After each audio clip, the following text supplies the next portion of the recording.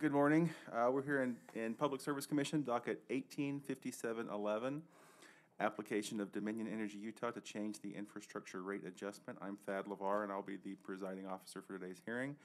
Why don't we start with appearances for Dominion? Thank you. My name's Jennifer Clark. I'm counsel for Dominion Energy Utah, and with me I have Jordan Stevenson. He will be serving as the company's witness today.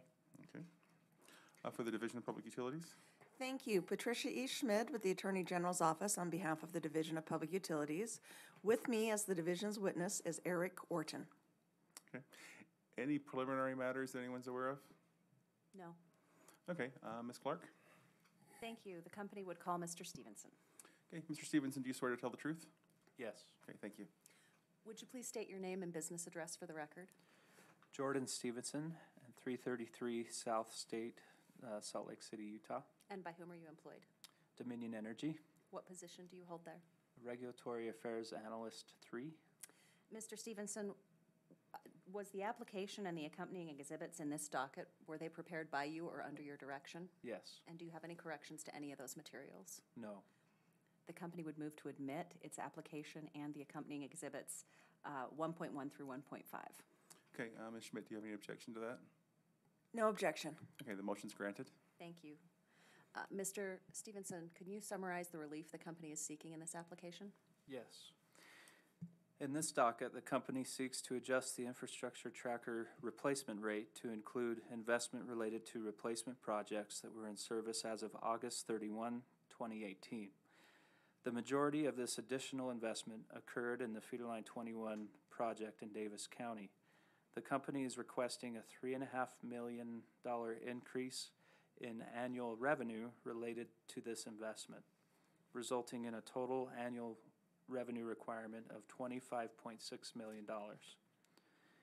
If approved, this would result in an increase of $2.45 per year, or 0.39%, paid by a typical customer using 80 decatherms per year. Does that conclude your summary? Yes. Mr. Stevenson is available for questions. Okay. Ms. Schmidt, do you have any questions for him? No questions from the division? Okay. And I don't have any questions, so thank you, Mr. Stevenson. The company doesn't have anything further. Okay. Thank you. Ms. Schmidt? The division would like to call Mr. Eric Orton. Could he please be sworn? Sure. Mr. Orton, do you swear to tell the truth? Yes, sir. Thank you. Please state your full name, employer, title, and business address for the record. My name is Eric Orton. I work for the Division of Public Utilities as a technical consultant here in the Heber Wells Building, 160 East, 300 South, Salt Lake.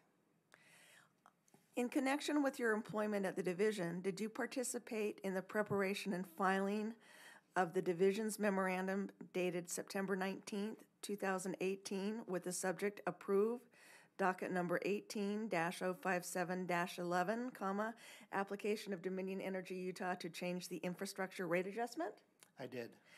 Do you have any changes or corrections to that memo? I do not.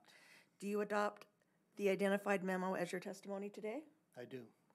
Do you also have the division would like to request the admission of the identified memo? Any objection from you, Ms. Clark? No objection. Okay. The motion is granted. Thank you. Mr. Orton, do you also have a summary to provide today? I do. Please proceed. Thank you.